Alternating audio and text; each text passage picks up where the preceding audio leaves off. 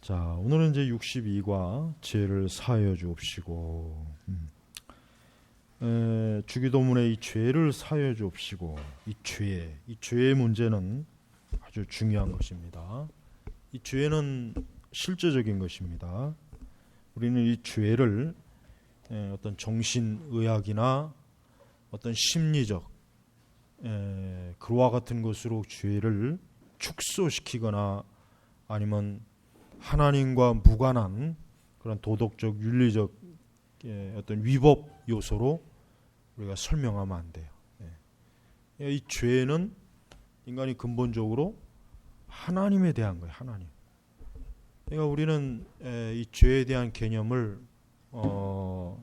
하찮게 여기거나 그냥 단순히 이 죄를 어떤 내 자신이 실수를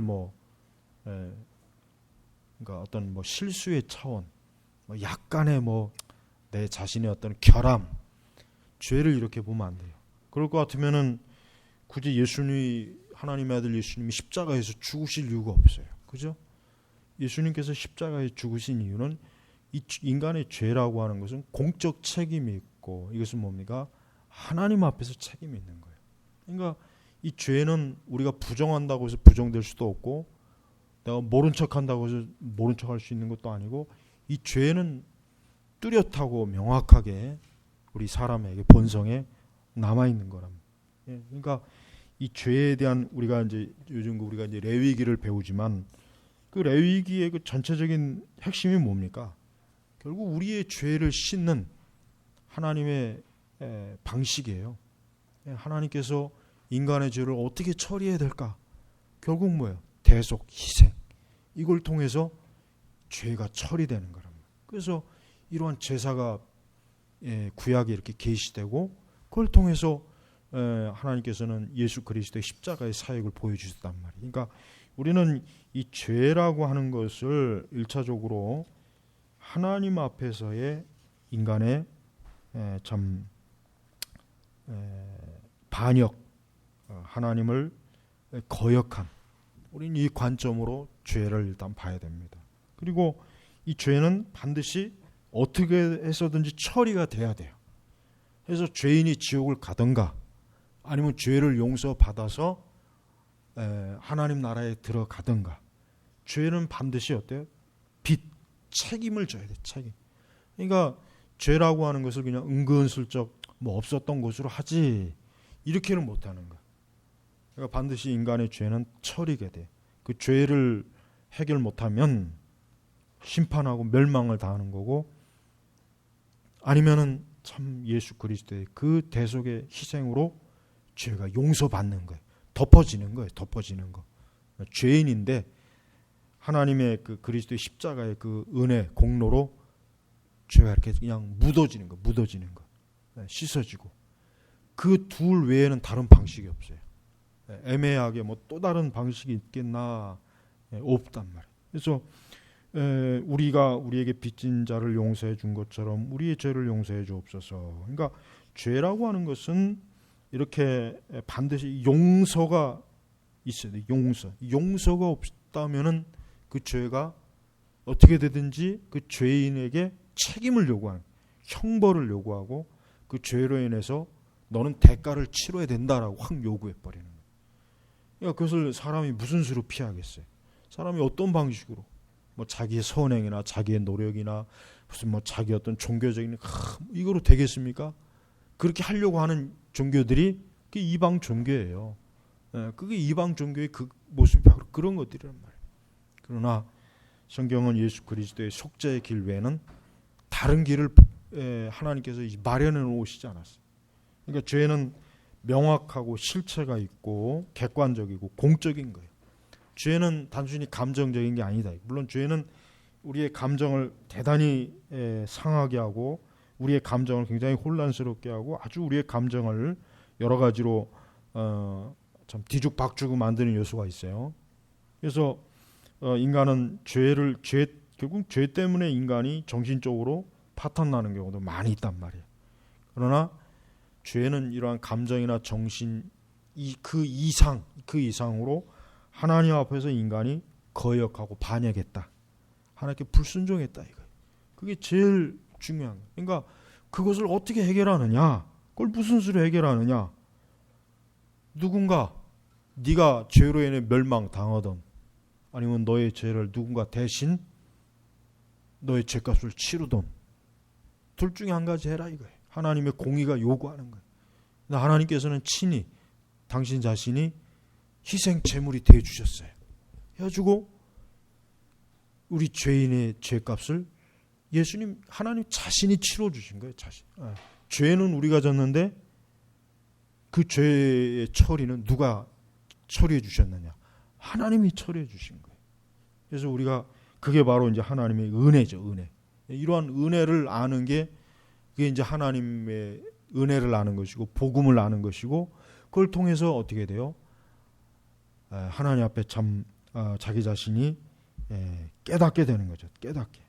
그래서 우리는 이 주기도문에 나와 있는 이 죄에 대한 용서의 문제가 해결되고 이걸 통해서 또 우리는 하나님의 은혜에 있던 경험, 은혜를 알므로 우리 자신이 그런 은혜에 의한 생활 방식, 그 삶의 방식을 우리가 드러내는 거죠. 그래서 그 레미제라블 보면은 그 도둑질을 해가지고 오랜 동안 그 별것도 아닌 빵 한 쪽, 그 당시 이제 18세기, 19세기에는 빵 하나 훔치면 그냥 죽여요. 감옥에 간 건 그나마 다행이지. 영국 같은 경우는 19세기까지만 해도 19세기 중반까지만 해도 빵 하나 훔치면 그냥 교수대로 보냈어요. 그냥 목매달아 죽였다고. 굉장히 법이 엄격했어요. 그러니까 감옥에 간 건 굉장히 그것도 괜찮은 거예요. 물론 몇십 년 동안 썩어서 그렇지. 근데 그가 이제 이렇게 참 용서를 받는 그런 체험을 했잖아요.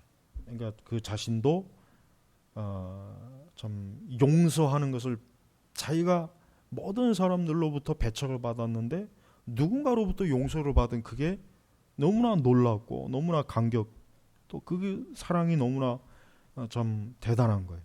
그러니까 본인도 그러한 사랑과 그런 것들을 그 이후에 계속 이제 베푸는 그런 내용이 이제 그 레미제라블의 그 내용이에요.